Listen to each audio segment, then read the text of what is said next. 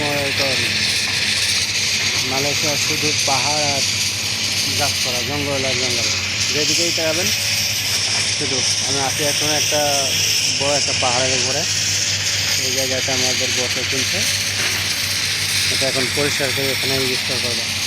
বিশাল বড় জায়গা, শুধু পাহাড় আর পাহাড়।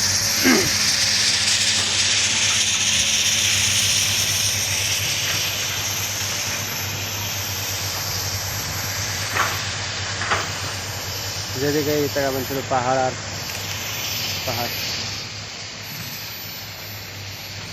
এখান থেকে এটা একটা মসজিদটা নতুন তৈরি হয়েছে।